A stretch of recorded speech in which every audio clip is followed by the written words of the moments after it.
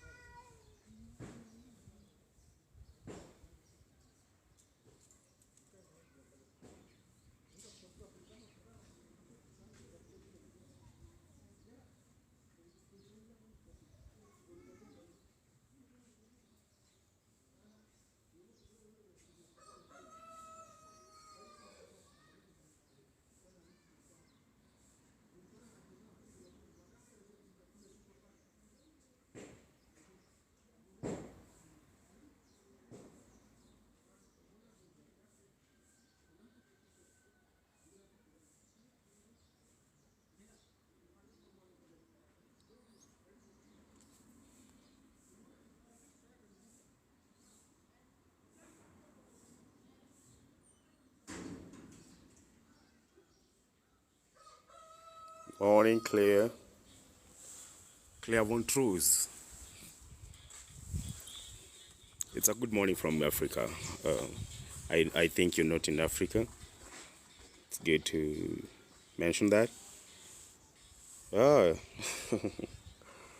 all right. Amazing, amazing, amazing.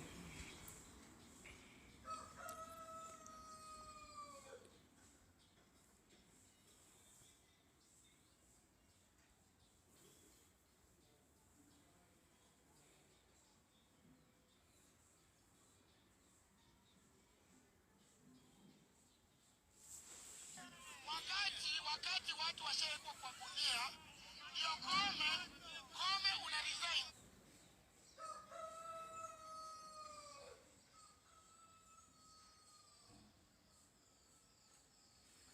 Jaber Nyal Mwal.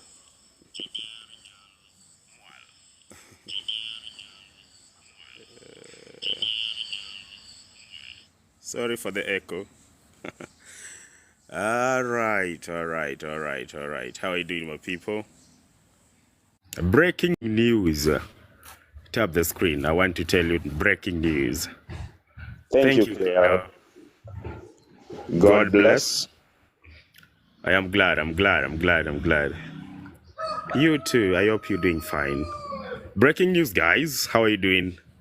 Munjez, thank you, Munjez. Oh, ni Munjez, see Munjez. Help me tap the screen, guys. Now, there's a breaking news. There's a breaking news. And apparently, DCI has arrested the person behind the murder of the Kware victims. How do we call it? Kware. Breaking news.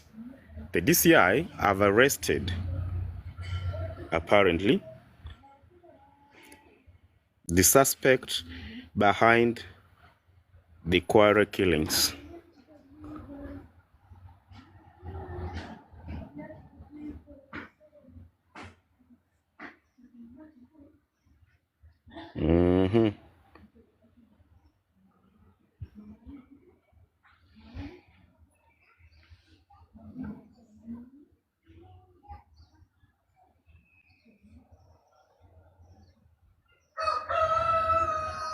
Niko fiti.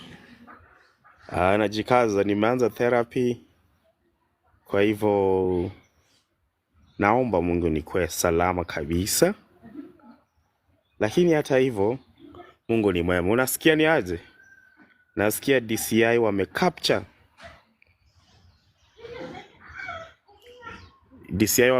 the guy behind the killings of the victims that are, thank you all, the victims behind the murderer behind the Kware victims. So according to police, suspect has been confessed to the serial killings So kunasemekana, the person who has been killing the guys. Now, this is gonna be crazy. This is gonna be crazy because now this is not about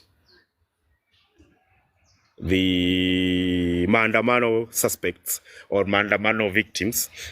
According to this guy, it is confirmed that the suspect, the prime suspect in Maccabee of killing of women, Kware, arrested. He has confessed, and this will be a ball. This will be a game changer because now it will not be about Mandamano. It is about the suspect, just like that Nigerian guy was suspected to have been killing guys. Remember that time? Ayo, you guys, tap the screen. Follow that thing. Follow this thing. I want to give you the updates, news updates. So it is being said that mbona mtap screen yawa. Hey, sitawambia mpaka tufike 5k. Tap the screen. I give you the news update as I'm receiving them right now. Okay, tap the screen. Make it 5k. Thank you, my people. Good morning. How are you doing? It's a Monday morning. Sasa si labda ametumika kama scapegoat. We cannot say that because ameconfess. Unajua mtu akiconfess lazima kukue hata ni kama Onyancha. You remember Philip Onyancha, the guy who used, I hate that I share the name with that guy. Tap it to the 5k. Remember Philip Onyancha was sucking blood out of ladies. yeah. As in, ladies, God protect. May God protect you, ladies. Hey, you go through a lot. Sasa mtu aliamua tu, and he was arrested. He was jailed for 7 years, and I think he was released, and he's a pastor now. He converted, he changed. Sawa? Keep tapping. So I wouldn't want to say it's police who did that, and I wouldn't want to say it's not police who did that because I don't know. But this is more of an organized thing, yeah? They said it's either serial killer or a cult or rogue medical practitioners. The reason why they say so, this person was systematically doing the same thing. You know, a serial killer is a person who follows a certain pattern. He's like under influence. Unaona, ile design yenye anafanya kitu the same way alifanya hiyo ingine. Namba yangu ya breakfast ni 0791373751. Sawa. So tunasema ni serial killer kwa sababu alifata pattern fulani. Hakuwa tu anakuja anaua huyu, anatoa masikio, mwingine anatoa pua. No, he was following the same pattern, the similar one that was gotten at TRM, remember? So keep on tapping that screen, and that's the news update. We shall be having a very quick one from the DCI. They shall be addressing the media. Once they address us, I'll be updating you, those who cannot be able to access television. But a serial killer is a person. They are like can I say like sorry to use this one, but a drunkard, yeah? You know, a drunkard, you drink your drinks. You don't just go drinking everything. No, you have that specific drink that you go for, yeah? So this one is a serial killer. So he was following a certain pattern, and then he was targeting a certain gender. This means this person, maybe mentally wise, he was disturbed. This is not just a person who woke up one morning and then said, guys, mimi na nyinyi hapana. This is a guy who is mentally disturbed because it's like a revenge. When you watch movies with the serial killers and stuff, they are either disturbed, they had a bad background, and they maintain a certain kind of rhythm and system. So this one has confessed. So DCI will be updating the media at 10. That's in the next, God willing, 25 minutes if they keep time. Senorita, how are you?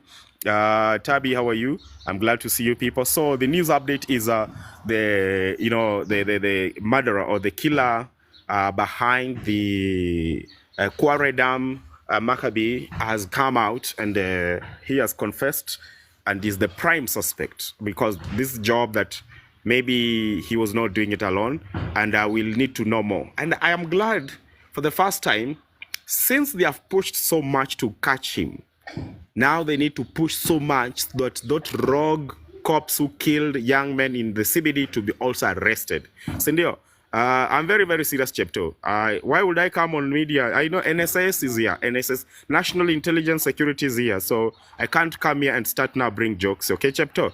I'm very serious. I know you want us to cleanse Ruto.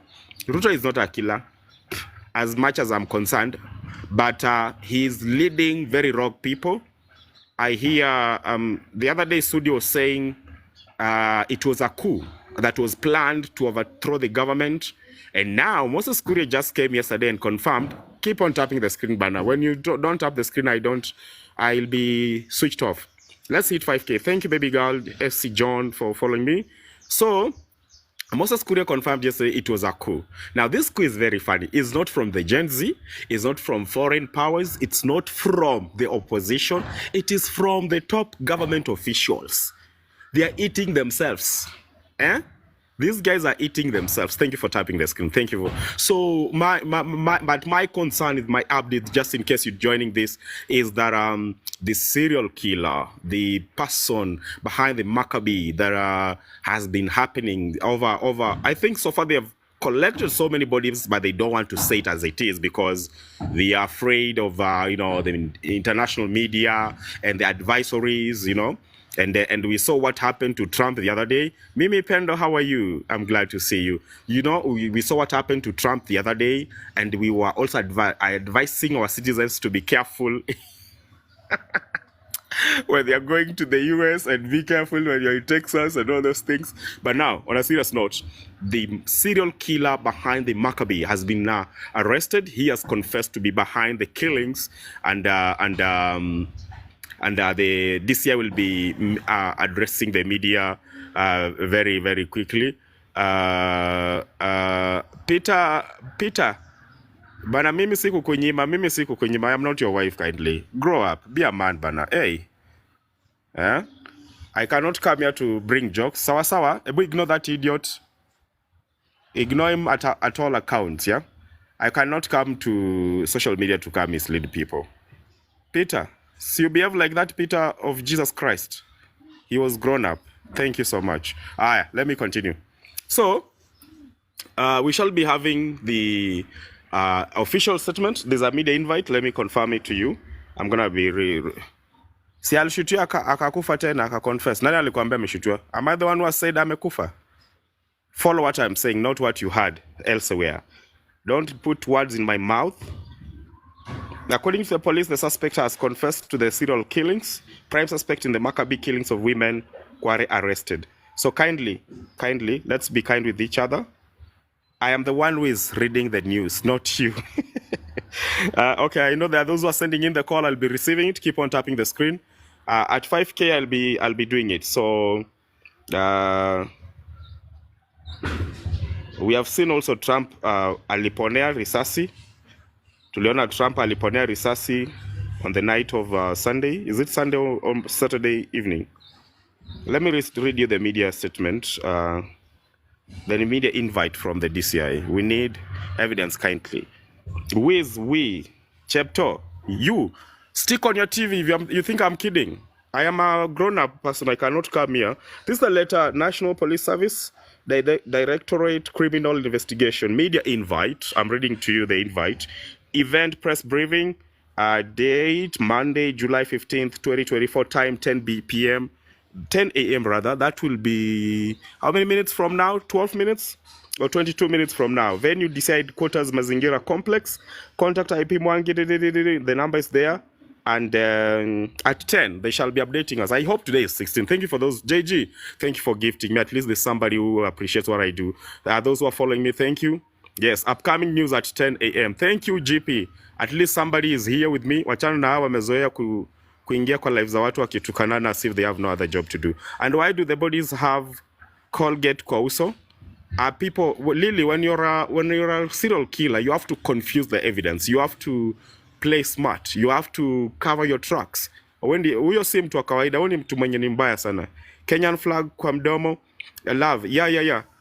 Sababu he can have gotten those guys from the same place and venue, but it's not yet complete. Watch I confess. Amesha confess yenda yako behind.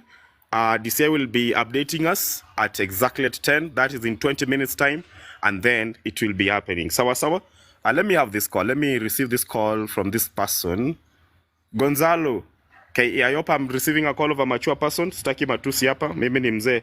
Sina hiyo time ya jokes. Gonzalo, receive the call. Sawa, tap the screen. We should be at 10K now, and you shall be following me. Thank you, Gonzalo. How are you? Good morning, brother. Sorry, my volume is low. Okay. Gonzalo, can you hear me? Gonzalo. Can we have serious people sending in calls, please? Some people are sent from hell to spoil Kenyan peace. I know. Mimi, I know you. That place. I know that place is Alice Njoroge. You can send me the invite, we talk. Hakuna shida, mimi si mbaya. You can send in the invite, I will talk. Honestly, huyo ni mtu amelipwa tu ajitokeze. Thank you so much, Mimi Pendo. God bless you at least. Thank you. Wow. Why am I feeling like it's already my birthday, brother? Thank you. That guy confession might be compromised with some leaders. Maybe it might be payback. Let's avoid conspiracy theories. Since wamemshika na amekuja confess, let's hear what the DCI will say. Now from there we can judge. We cannot run ahead of time just to conclude our imaginations. People are awakened, and I am glad, guys, you are so up to task. You are so ready for everything, and I'm not trying to silence you. No, keep on doing what you're doing. Hata yo kushuku, it might not be true. It is okay. Sawa, thank you for the updates. Thank you, at least somebody is seeing what I'm doing. Kuna watu wanafanya hivi kuharibia Ruto na kama ucheki tusingilie siasa. Let's focus. We are saying these are young ladies who have been killed by a serial killer. The serial killer has confessed. Remember, this happened some time ago at the TRM. You remember that lady? So do not rush. The only thing that we should be questioning Ruto for, or Mr. President, is why are these things recurring, happening over and over again? And he has everything. Remember, Ruto thank you, Shazali, for joining. Get updated every 5 in the morning about the entire country, about the international matters, about our borders and everything. So do not rush. President is updated on daily basis. Hata yenye naongea hapa atakuwa updated. There's a young man in Nairobi called Philip McLeod, and he was updating people about the DCI, and he said blah blah blah blah. Sawa. So don't think that this guy doesn't know these things. They know. Let me tell you, if there's something you can never run against, is the government, whichever government it is, as long as it's an upright government with all the instruments of power. Sawa. So the question is, once it happened, why would it recur? Like one more woman. What was the name of that lady? Who remember that one at TRM? Love, you're right. We cannot believe that until we have agreed to believe it. So we can't believe this guy. Why would you believe it? If we could believe it, we could not be on this live. They could tell us everything and we follow. At least there's some light. Yes, at least, so that we stop the speculation. This was to somehow sell fear to the Gen Zs. Remember, we are occupying, tomorrow is 16th, we are occupying CBD. Yeah? Wait until male bodies are discovered. They couldn't be kept together in the same cell. All right? Rita Waeni, she was my friend. Oh, Rita Waeni, Rita Waeni, the one who was chopped into pieces at TRM. You remember that one in our guest room? Light and salt. Sawa. Wewe kama utamchora tatu kwa mgongo, sisi ni nani tupinge? Sisi, you have your right, bwana. We cannot lynch you for that. Yeah, Conman is back again. Dialogue, Chietha, huyo Baba na Oburu. From Baba's side, I think he was misquoted. He said yesterday that I didn't mean dialogue with Gen Zs. No. Oburu said Gen Zs should be allowed to be directed by the elders. But Baba says the dialogue is between following up what they are talked. Sawa. But the Gen Zs, they are leaderless, they are fearless, they are partyless, they have nobody. Gen Zs are doing what they're supposed to do. But now, exactly at 10, we shall be having this, and hakuna dialogue. Baba alisema hakuna dialogue. Ya waambie wasifikiria tu. Yeah, usitumie nini JG. Thank you so much. So another thing I wanted to update you is about the coup. Remember, the government is eating itself. Sawa. It's eating itself because according to Moses Kuria, you know Moses Kuria Ropokas, but he doesn't lie. So I wonder who wanted to use Gen Zs for a coup. But again, There are rumors that are not rumors, just rumors. But Ruto yesterday hinted that yeah, he hinted yesterday that he'll be forming a cabinet, a whole inclusive government, meaning that he's trying to include the Azimio pattern in it. Sawa sawa. Babako live sai ama sangapi? Oparanya said he's ready for cabinet position. I believe the Gen Zs wanatumiwa na selfish people nyuma yao. I don't think they are being used. Those kids are so many. There are so many, you can't pay all of them. Don't believe, just you can conspire. Government borrowed these are updates, by the way. These are updates. Sawa sawa. Government borrowed 1.4 trillion without consulting Attorney General. Kwanza your office Attorney General used to behave like it's never there. I've never seen a very cold Attorney General like Justice Justin Muturi. Have you ever seen one?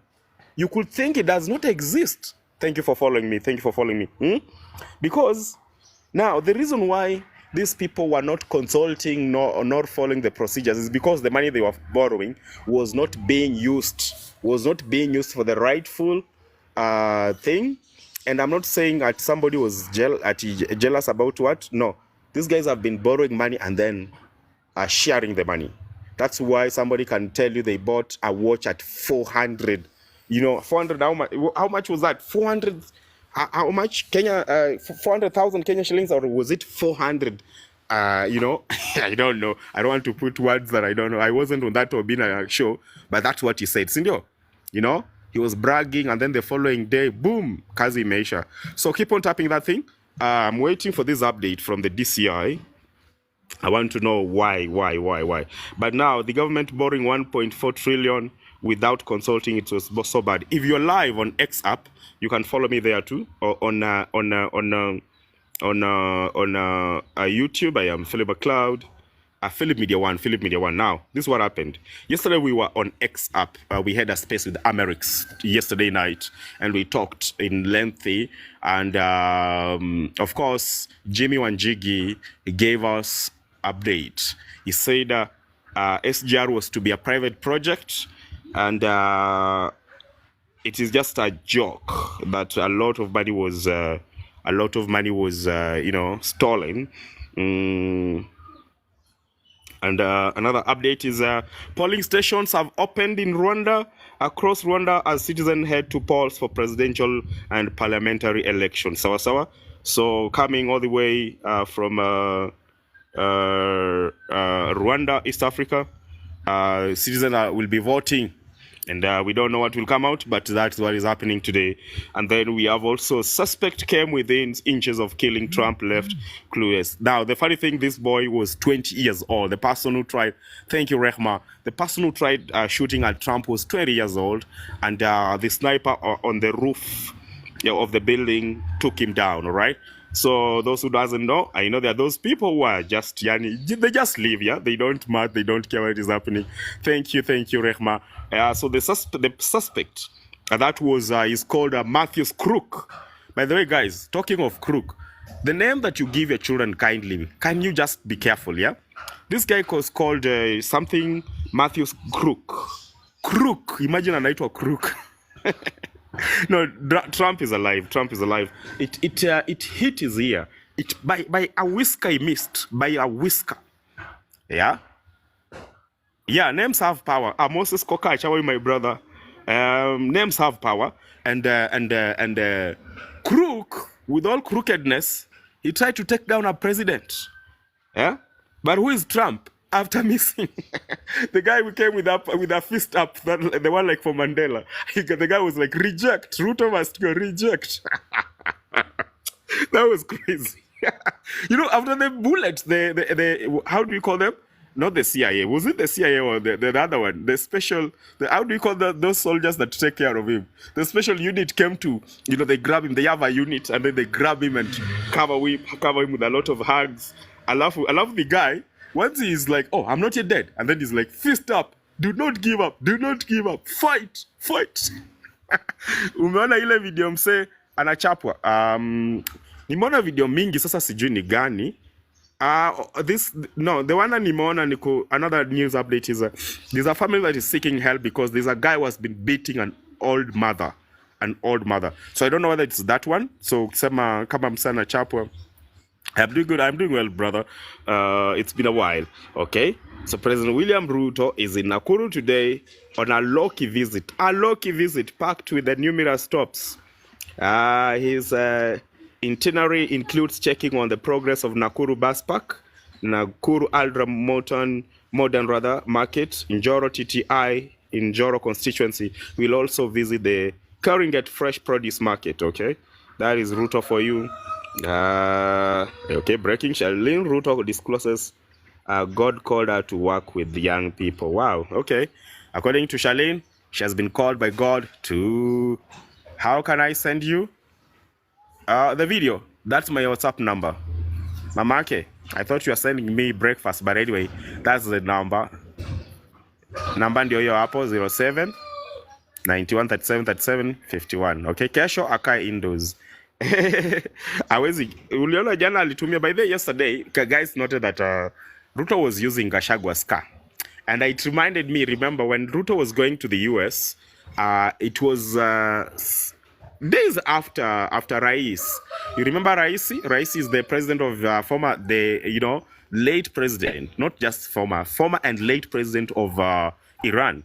So after that helicopter crash, when that guy died, remember that guy was the first president to come to Kenya chini ya maji, akakuja State House after Ruto was sworn in.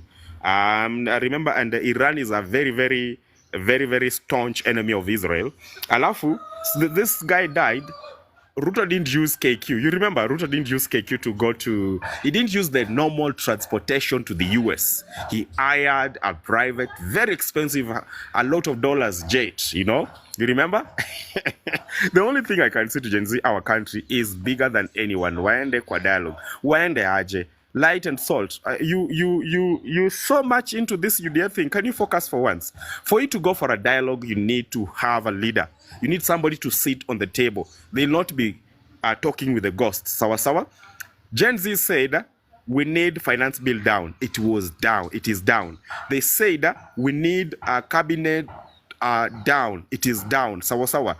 So everything they say, that is now the dialogue Gen Zs are listening to. Everything they asked for has to be done. Gen Zs are not working for the opposition. Gen Zs are not working for the government. Gen Zs are working for the future of this nation. Get that clear, okay? President Akona power in action peke. I don't want to laugh. Forgive me for that. So apparently, Gen Z, not a Gen Z, apparently High Love, Charlene Ruto was called by God to serve young people. We sawa sawa. Mungu ni mzuri. All right. How a knife licking serial killer was nabbed. Okay. Sawa sawa. I'm giving you updates. Good one. Kivuda Kibwana. Professor Kivuda Kibwana. That is a former Makueni. Is it Makueni governor? Yes, come out and he says Azimio should keep off Gen Z movement. That is Kivuda Kibwana, if you know, you know. And then there's this Charles Wambua. Charles Wambua, you know the hero? The guy was retrieving the bodies from the Kware. This guy is a hero for me, if you ask me. Somebody's asking the police somebody's asking the government to employ him. This guy was Wambua Charles. You remember the guy who was pulling bodies from out of the quarry? Yeah. Tunaanzia wapi maandamano? Mombasa Road. We are occupying everywhere. We are occupying everywhere. Guys in Nyambira, guys in Kakamega, guys in Nyeri. We are occupying everywhere. It is the whole country. Tomorrow, everyone takes a break, okay? All right. So the main news update this morning is the killer, the prime suspect about the Maccabee of killing the ladies has been arrested. We shall be having an update from the DCI in 6 minutes from now, and the guy was arrested in Kayole this morning. So, and remember, yesterday we learned also out of the Citizens Assembly Kenya's elections were. Ako wapi huyo Lili mwenye alikuwa hapa na lilia Ruto? Elections were doctored, bwana. Elections were doctored. And it's crazy. I wish you join X. Unakuja hapo. All right. How are you, my brother Daniel? B. All right. Breaking news. Police Nakuru is investigating the tragic death of Eileen Cherotich, 22-year-old college student. Cherotich, a student of Rift Valley Institute of Science and Technology, reportedly succumbed to injuries after being thrown from a moving car by his 54 years boyfriend. You remember last time me talking about Mubaba? Lily? Mubaba. Yes, that one you won't talk about. Wewe tu nikuongea about Ruto. So this 22-year-old was pushed out of the car. She was pushed out of a moving vehicle by the 54 years old boyfriend. Bwana, boyfriend and 54 years old in the same sentence sounds like a massacre. Poor Philip, vipi poor sana. People should join X and know the real Kenya. Yeah. People on X really admire us on TikTok because we mean business and we do what we do. But again, these people just who are just on TikTok for tea and whatever, they don't know where we make decisions. On X, we talk to Trump directly. On X, we talk to Biden. On X, we talk to Zakayo too directly. Yeah, sawa. So let me keep on updating you as they come in, right? And then, Sami Gulen Maina, age 24, student KCA, was found murdered. Sawa. So there are people who are saying, what do you think? There are people who are saying Kindiki and Kipchumba Murkomen should be reinstated or reappointed by Ruto. What do you think? People should join. Okay, we can never believe that plan confess. Love. Okay, you are allowed to think what you gotta think. But I am not working for anybody, for the government, nor whoever.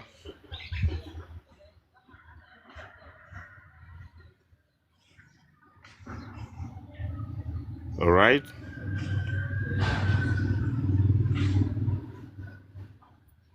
Let me get you another.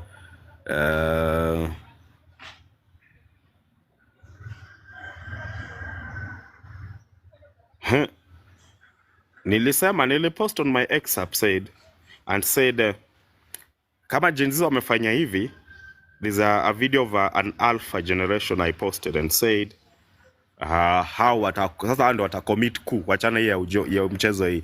You have another love. Yes, umuoni hapo na I think ni government apologist ameshinda, ametetea your government. Another update. So yesterday fuel prices were reduced by 1.5 cents, like the 1 shilling 50 cents.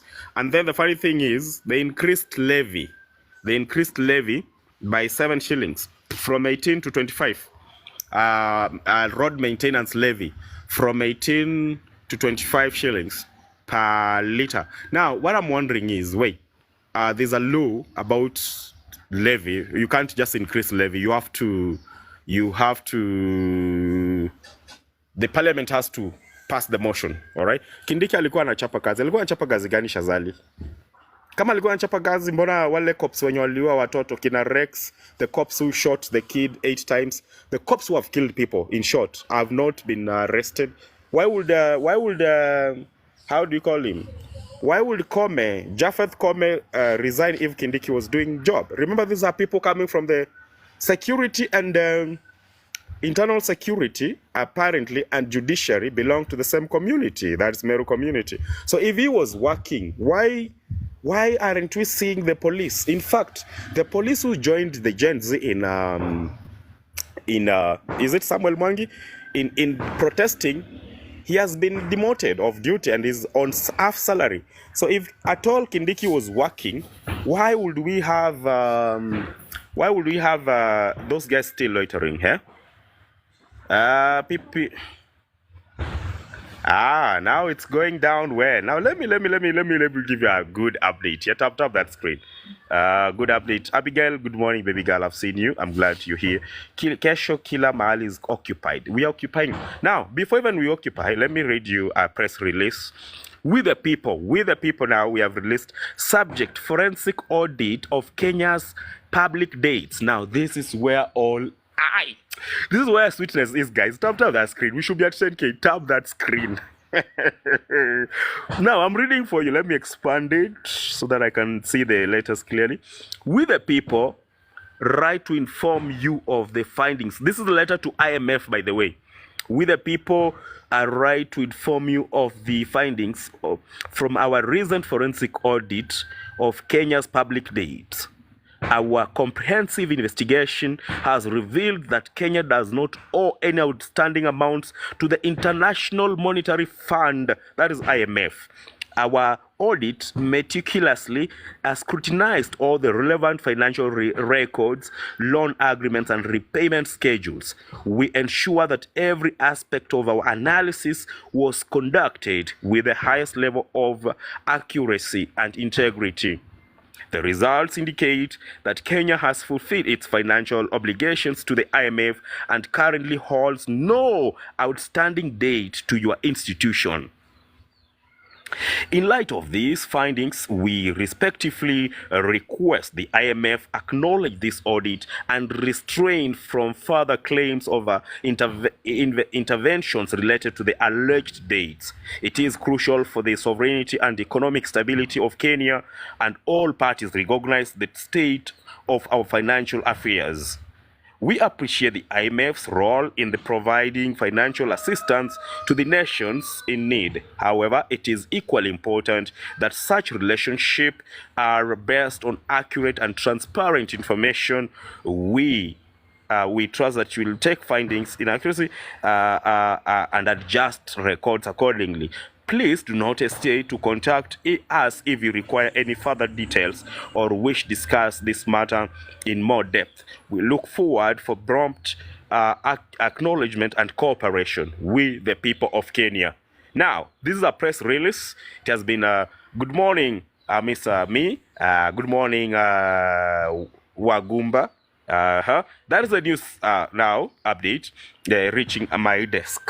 So that is a letter to IMF, and I'm telling you guys, most of our problems are with the IMF. Kindly host introduce salt and light to X space. All right, I will do that because anaonekana huyu ni mshamba huku TikTok tu, mambo ni kuangalia kinapita kioi na pichanga. The worst thing Ruto amefanya ni kufuta Kindiki na Duale, who will give orders to the security kesho. No, we have PSS bana, where we have commanders, police commanders all over. How ni civilians bana, how ni representatives wake. PSS will be working with him. Okay. Yeah. Thank you, Leah Forrester. Okay, now sikia vituko. Another update 1 hour ago. A truck carrying alcohol has plunged into the Nyambero River in the Denmark area, Kisii town. Pombe gari imebeba pombe alafu gari yenyewe imelewa inajiplanch huko ndani. Yeah, okay. Let me get you another news update. Keep on tapping the screen, guys. And those who are generous enough can also share I think the DCI should be updating us anytime. It's already 10:04. I'll be updating you ASAP I get the news, Justin. All right. Breaking news. Another news update: leaking roof at JKA that cost taxpayers 175 Kenyan shillings million. 175 millions. That leaking roof, it cost us 1.5 million. Yeah. Amazing. Yeah. Things are happening, guys.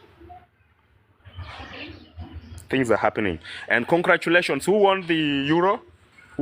Spain? Congratulations to Spain.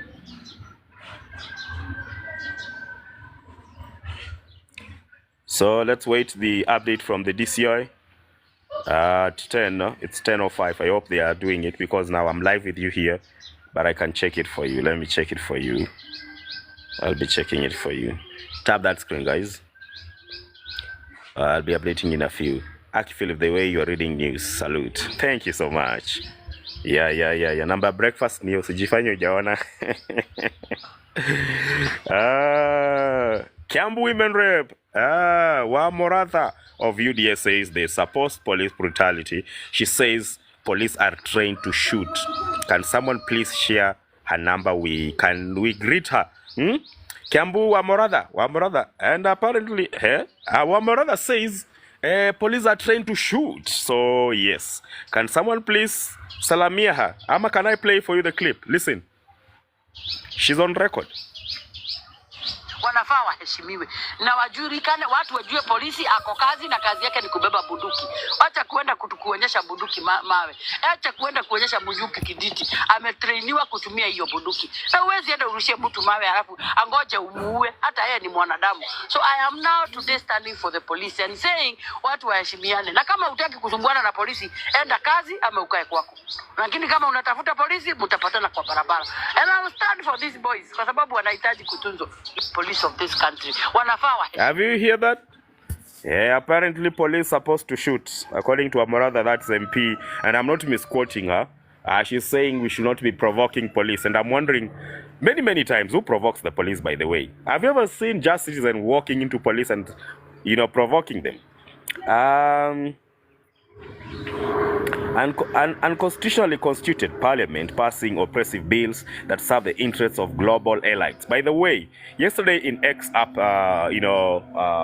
space, we learned that we are running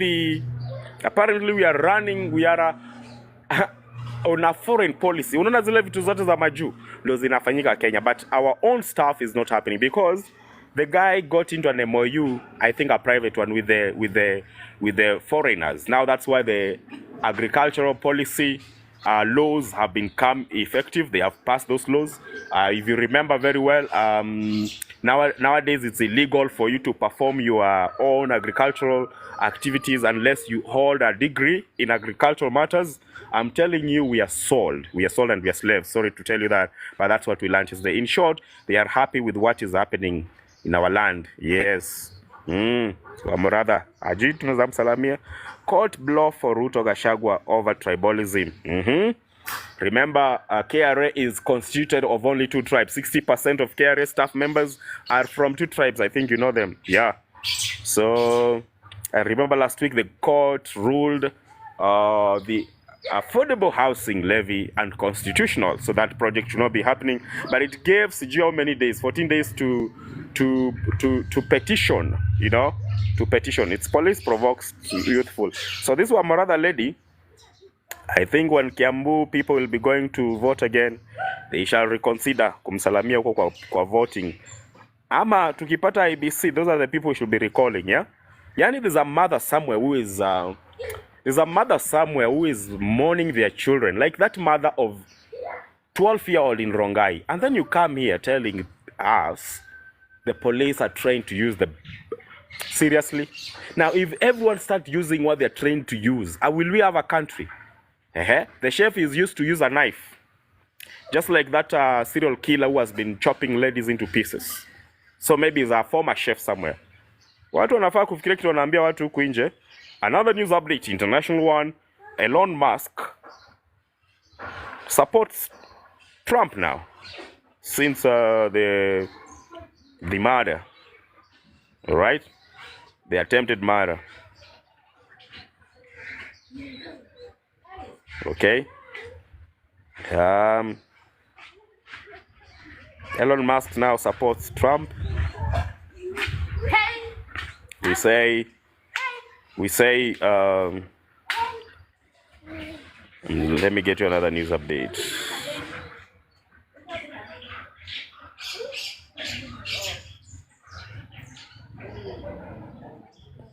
So how are you? How is your week? The problem of using one part of their brain. Huyu dada. Yeah? Acha unajua, mtu anasema power is transient and it's not forever. She won't be there for forever. Her time will come. Na atashuka tu. So those who are near TV, can you confirm for me whether DCI is ama pia wasikiza wanachelewa? You remember there's somebody who used to keep time so much. Nowadays hata yeye anachelewa bwana. Anaita press conference anakuja after 1 hour, 2 hours. So let me check for you whether the DSCI is doing the whatever.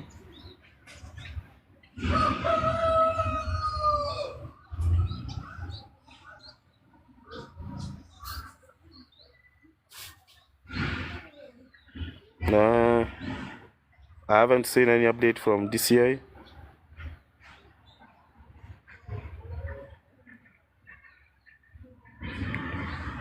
Anyone with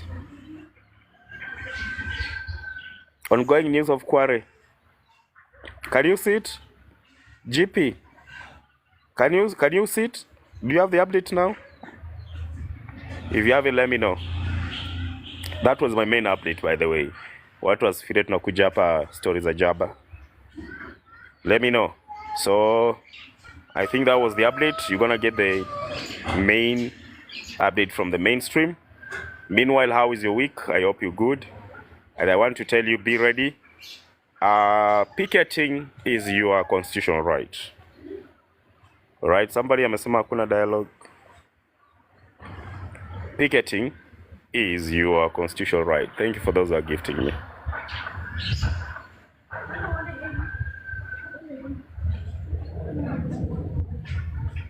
Sawa sawa.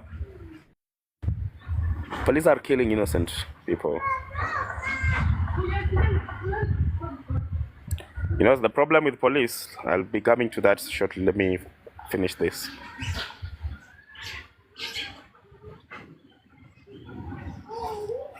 Now, what you don't know about the police, you know, somebody has just said they are trained, yeah, to use a gun.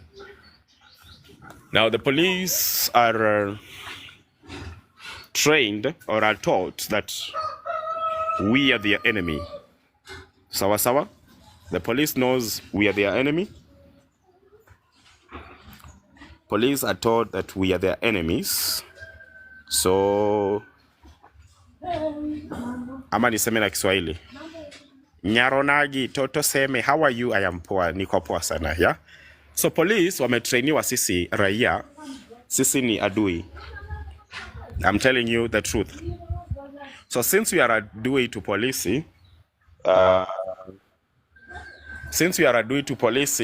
they can never have second thoughts about us. That's what you need to know about the police. We are... Annette, how are you? Sisi ni enemies wa police. So despite, sisi ni kama mbwa na paka. You see the relationship between a cat and a dog? The bad relationship between a cat and a dog. That's what happens between us and the police. So, wewe ukiwa na kwa nini mbaya na polisi, toka tu mbio. Kimbia tu. Kimbia tu. Ama nivae hoodie wasinione. Unajua nilisikia wanatafuta wale walienda parliament. Denzel Onyango was at the parliament. Na alichukua video. Right now is no more. Kwenda Senate. No, nilikuwa na update about hey guys, who is watching that? If you're watching that, let me know. Allah? I was doing a joke. You loved it. Since we are being targeted. Innocent. Nikupandisha uniambia venye kunaenda. Shida ni naficha uso sitaki wanishike. You know they are after us. All right. So you watch it. Mimi nilikuwa na ku-update.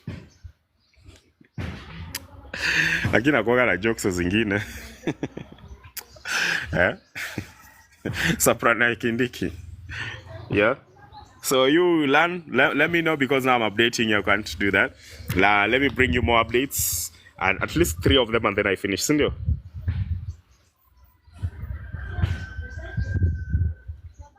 Niko mafichoni, thanks for the update. Thank you, Innocent. Festo, niko mafichoni. Unataka niseme location wanikujie bwana? Siko tayari kulala kwa fridge bana. Siko tayari kulala kwa fridge baridi, but kama imefika, sasa utafanya.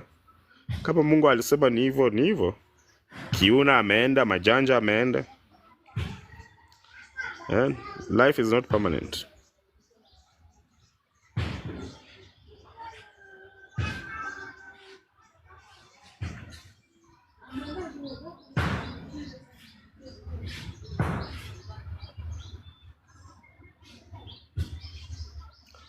So in lengthy, Zizi, nimepunguza tu. Akili iko mingi sana. Shanikwa the Queen. Shanikwa Queen, how are you? Now, let me give you the DCI has arrested the primary suspect exposed in the serial killings of women in Kware and Bakassi. The suspect was arrested today morning at 3 a.m. in Kayole, where he was hiding. Police says the suspect says 500 meters away from the Kware Dumpsite. To reports indicate that the suspect was arrested with 10 mobile phones and 7 ID cards suspected to belong to the victims. DCI boss Mohammed Amin is expected to address the nation. Sawa. That was now the details that were coming. I was looking for it. Nisiseme story zangu za jaba hapo akuje hapa. DCI wajakuja? Love. DCI wajakuja hapo kuongea? I thought DCI watakuja hapo kuongea bana. Wanafaa kutu update. Let me find you one more news update.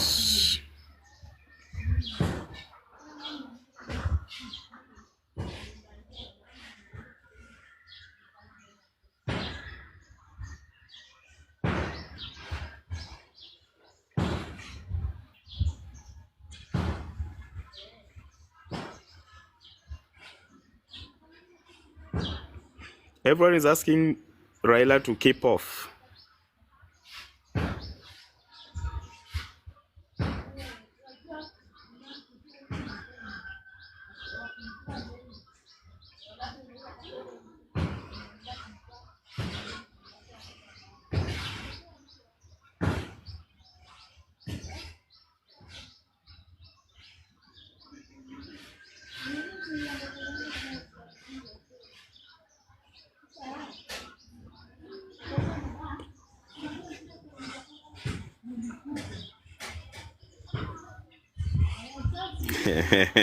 DCI bado wanapanga na wanatenga uongo za kutupatia.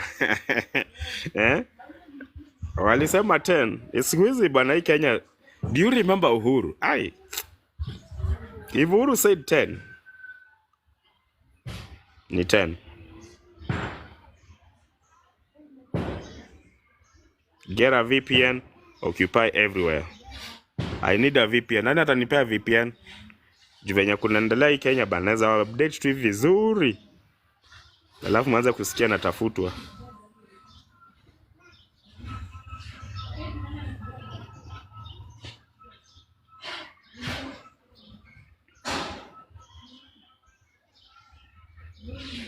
So rumors are saying, rumors have it that Joho will be appointed in the new cabinet. Your thoughts? Joho being appointed, guys. Your thoughts?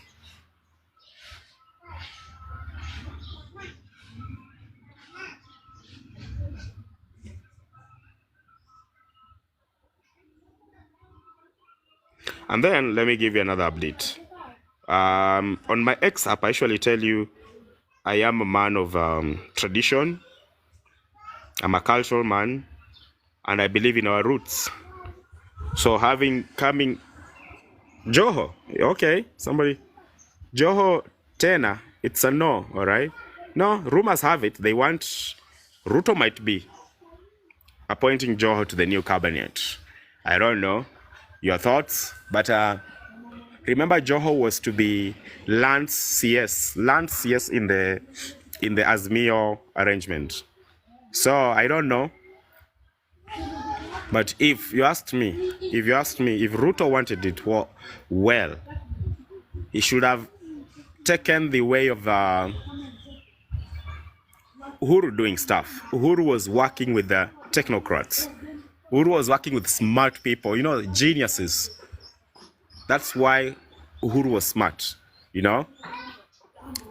When I'm saying smart, I don't say nothing bad was happening. I'm just saying, having crooks and people with criminal offenses, with court cases all over, was not a good idea.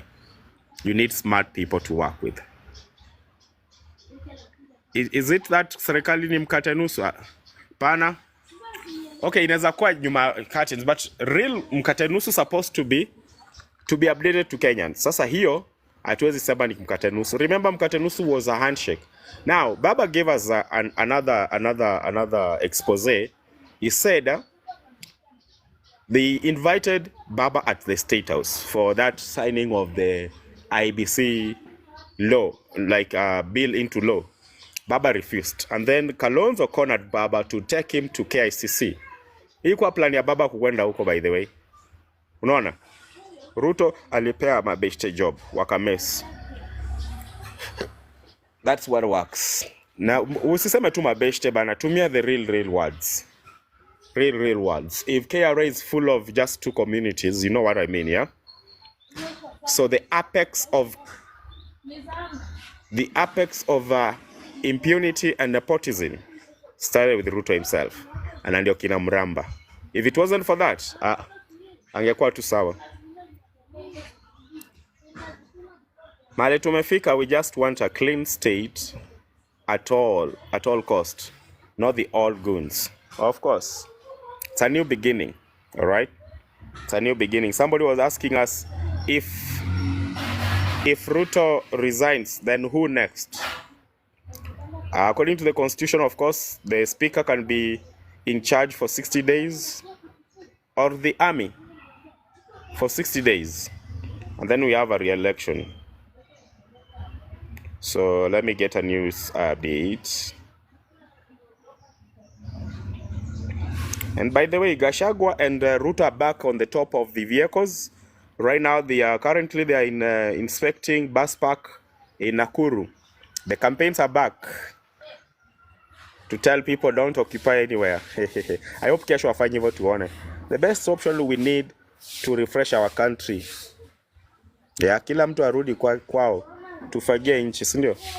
So as we're talking, your top guys are back on top of vehicles. Right now they are in Nakuru bus park.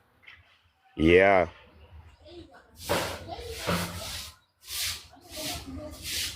Another news update, the choppers are being assembled at Embakasi Garrison Hangar. Okay? You know the meaning of assembling?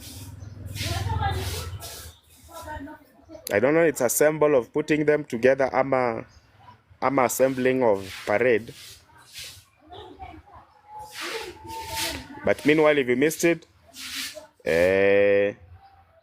Shalin Ruto reveals that God has called him to serve with the young people.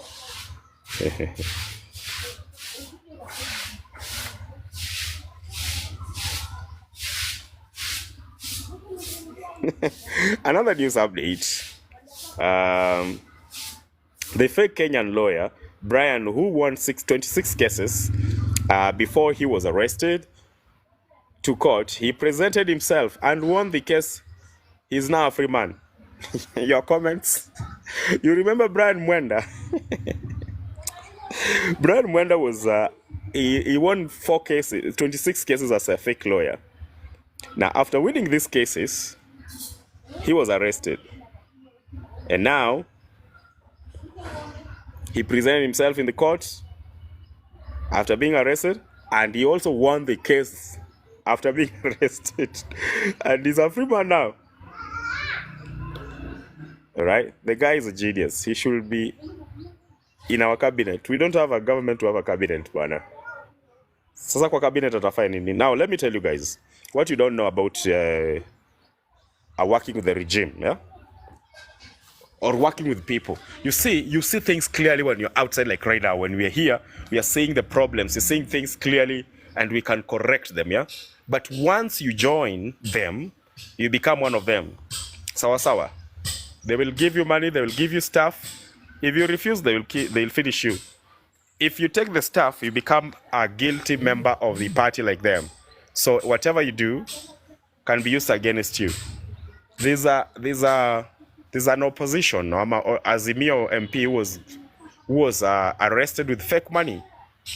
So for him, he has to do everything.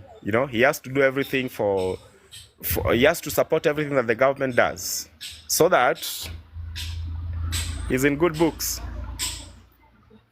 He's in good books. So when we're out here, it's easy to criticize and to call the government to order, but once you join them, I'm telling you, vitu zita change. Ni kama tu mtu mwenye ako na njaa na mwenye ameshiba. You'll never be on the same side. Mtu ameshiba sees things differently. Anaona food kama trash, anaona food kama a waste of time. Wewe mwenye uko na njaa unataka hiyo chakula vibaya sana. Hata kadogo tu. So let me say, Obahas Jigs, how are you? Let me greet people. Jijo Pev is a good example. Yes. Unaweza jua ndiye alikuwa na expose mpaka huyo Ruto. Mohamed Ali. You remember Mohamed Hussein of Citizen TV, you remember? You remember that tough interview with Ruto? Right now, he's in charge of helping them spread lies. Betty Moto, how are you, Betty Moto? Betty, wewe ni moto na hii Monday morning na ni baridi. Alright, so guys, I've given you the news updates. I am hoping to get the latest from the DCI about the massacre or the Maccabee prime suspect. The Kware Maccabee prime suspect. Sawa. Otherwise, I'm hoping that you're having a good one. I want to wish you a good week. Yeah, I'm trying to wait for the update from the DCI so that I can finish the news. Let me check whether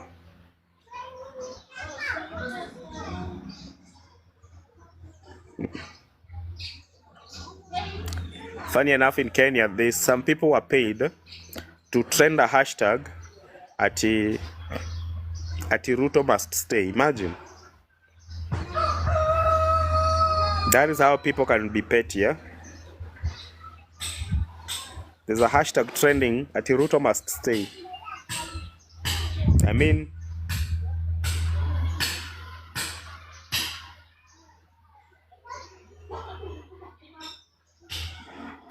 so according to Ruto, he's saying a news update, he'll stop those who are trying to fund violence in Kenya. Do we have violence in Kenya, by the way? Namsalamia. There are guys outside Kenya who are afraid to come here because they think we have violence in Kenya. Can we tell them the truth?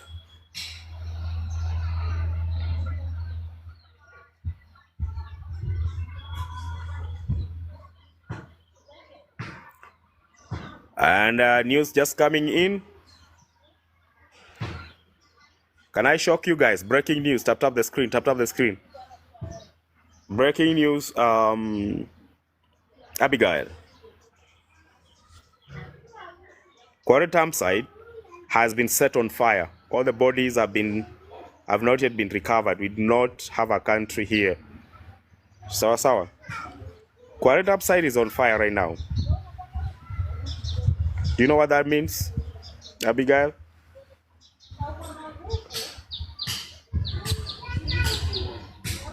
What a regime. Kware Dumpsite is on fire. Who set it on fire? I don't know. As we're talking right now. Rotten to the core. Clearing the evidence. Cover up. Yeah. Kware Dumpsite. Breaking news, guys. Kware Dumpsite is on fire. As I'm talking to you right now. Coming in live from Kware Dumpsite. Embakasi Pipeline.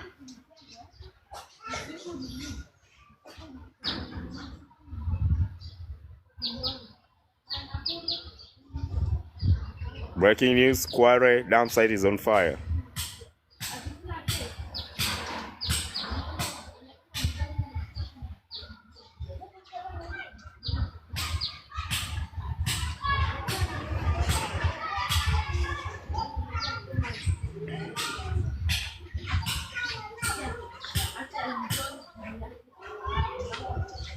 What you need to know, another news update is government not mandated to increase road maintenance levy without parliament's approval. Remember, the parliament went on recess after they voted yes to finance bill. Remember that Thursday? That's when they went to recess, and that recess is supposed to stay until 23rd of July. So imagine, this is a failed state, by the way, if you ask me. This is a failed state.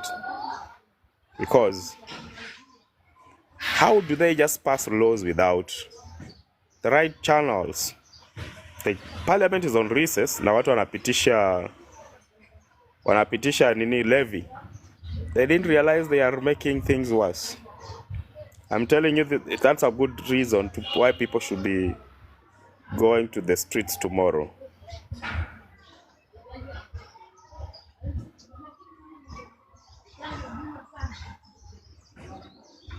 Watu wa England, poleni bana.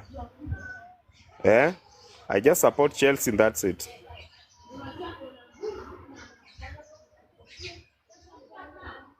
Moses Kuria says, some people have been ridiculing me that I am jobless, but they are also jobless. We are all jobless, but I have no regrets. You will not find me crying because I am a global person. Moses Kuria. So, news updates. Kware Dumpsite is on fire. My bears, how are you, my bears?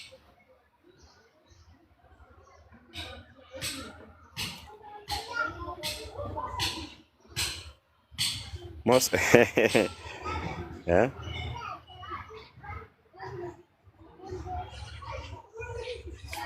But then did you know Mount Everest has its own 5G wireless network? I just thought you should know. Ross Williams, how are you?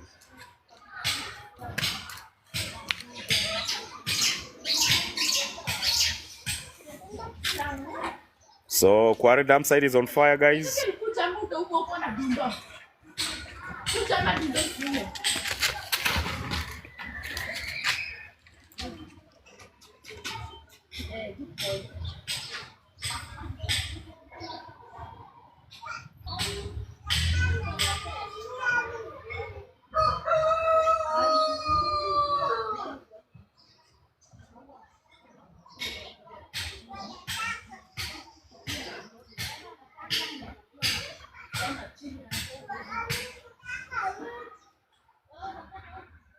Now, a latest one coming from breaking. Juja MP George Koimburi now says his life is in danger after he alleged, without providing any evidence, that MPs were given 2 million to vote yes for the now withdrawn Finance Bill 2024. He says since he voted no for the Finance Bill, the proponents of the law have been threatening him daily, adding that suspicious individuals have been trailing him. He says that he voted against the Finance Bill 20 because it would have allowed corrupt dealings and contained clauses that would have further oppressed the already financially distressed Kenyans. That is Juja George Koimburi, who voted no. Sasa wanamshtua bwana. Yeah? Mbona Gen Z wasikasirike sasa? Just imagine. Yeah? If they are hunting their own, who are you?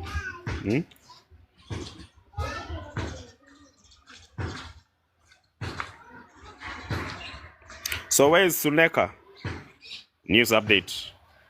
Maji ya Suneka. Wafanya biashara sokoni Suneka wapata maji. Where is Suneka tena?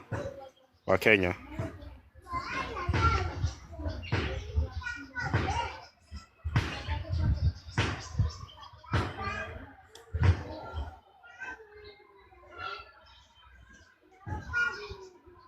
Watajua.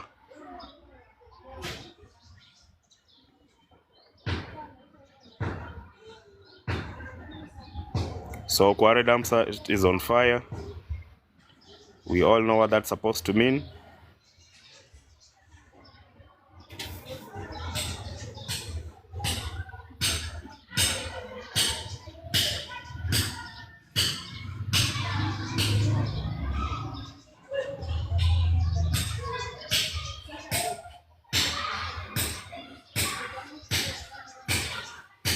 Let's finish with this. No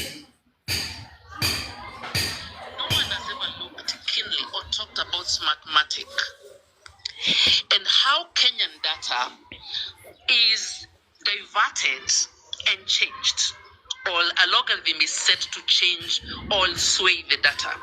That is what happens on Kenyan election. This is not local. This is not something done locally. It is an international manipulation of a Kenyan election. Someone needs to write a document about how we've lost our sovereignty. That's why when our president was sworn into office, he has done everything that's a foreign policy. It's not a Kenyan policy. In the Kibaki administration, we had public participation about GMO. Documents sit in parliament. But what did Ruto do? Immediately he came in, he lifted the ban on GMO. No public participation, nothing discussed in parliament. This is what I told you guys. We are in a foreign policy. We have a foreign policy president. Remember when I saw the news update? Now listen this. And GMO was allowed in Kenya. Every single loan that is coming to Kenya right now through IMF and World Bank has a social economic agenda attached to it. We give you this loan, you pass this bill, you pass this bill. That's why right now the agriculture bill has been passed. That's why right now it's a criminal activity to carry out agricultural activities unless you have a diploma in agriculture. Otherwise, you face a jail term or a bail.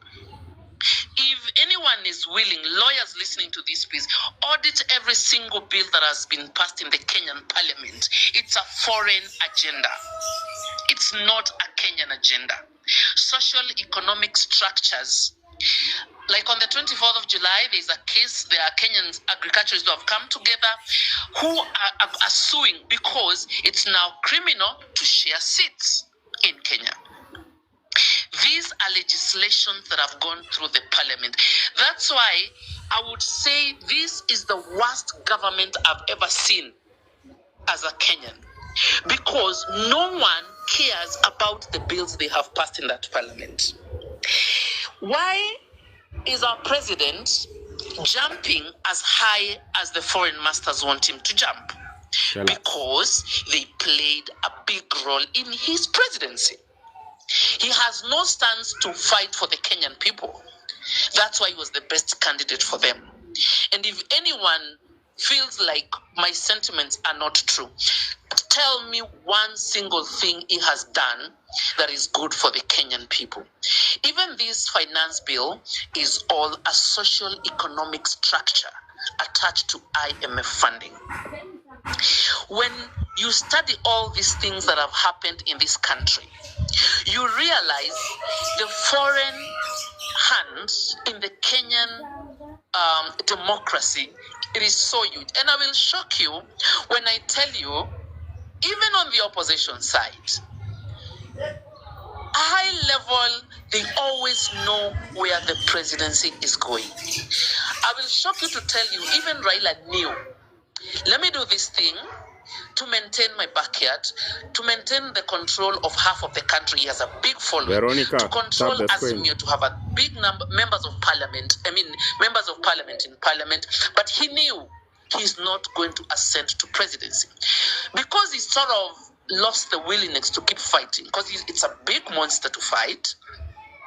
When the election is done, he'll quickly be meeting the ambassadors. He'll quickly be meeting the EU commissioners because the players that have to manipulate both sides. That's why even now, his AU seat is really attached to these foreign bodies. They just want to balance an equilibrium in Kenya because we are the products in the market. We are the slaves. They're squeezing every little life out of us as they manipulate a sitting government and manipulate an opposition. And as we sit here, discussions are underway of building a government of sort of national unity. I don't know if they're going to call it coalition. And they think that is going to quell the cry of Kenyans right now. They just want Becky, a working situation to continue pushing their social economic agendas, which are not Kenyan, which are not for the good of any Kenyan. And you will see they are going to have cabinet positions next week or next week, but what, and you will see what these people are doing. They are working together. If they were not working together, none of these players is coming out clearly and listening to what Kenyans are saying. Because what Kenyans are saying, this government is not fighting for us. Even on the smallest level, this government is not fighting for Kenyans. If you, for the people that can study and do this, if you study the Venezuelan hand in the Kenyan government, it was huge. The foreigners played a big role in diverting the will of the people. And I will tell you again and again, what you see today is not what Kenyans voted. Thank you, Eric, for your time. All right. My lord, I wonder. Well, on my X app, I've been keeping singing about Jose Camargo. Kwa wanamuita Jose Camargo. So, guys, to be honest, I wonder why Uhuru just... Who is that? Oh, she's my friend on X app. We were digging down. She's called Kathomi. She's on X app, Kathomi. And I'm telling you, I've been singing Jose Camargo on my X app, and people think I'm joking. I'm joking rather. And now it has come out. We are just but slaves. All right? Yeah. So whoever you have, like as a whatever president.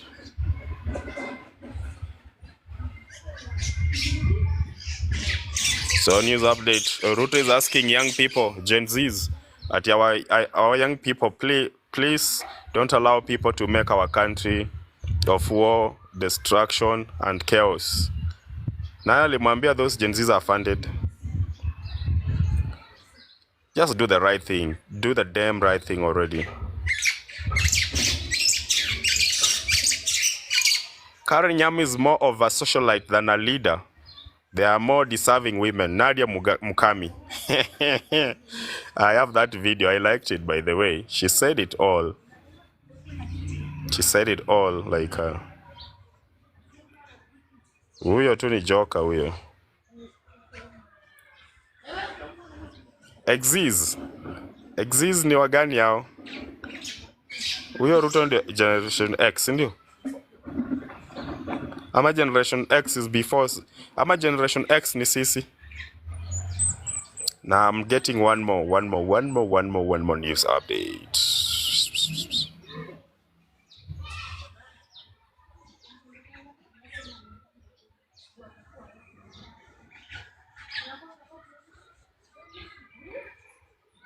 So the last one,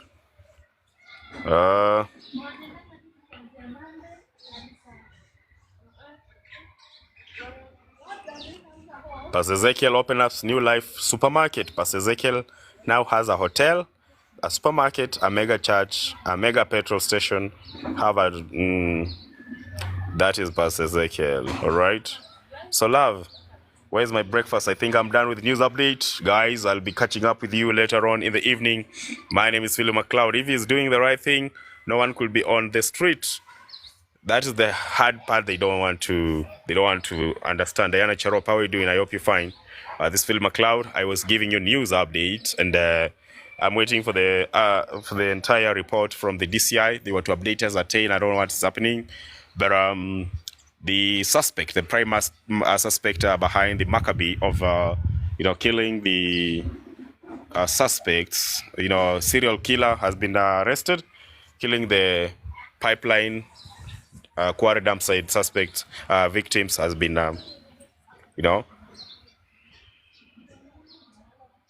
huyo anakula waumini akijijenga. Alisema ni ya church.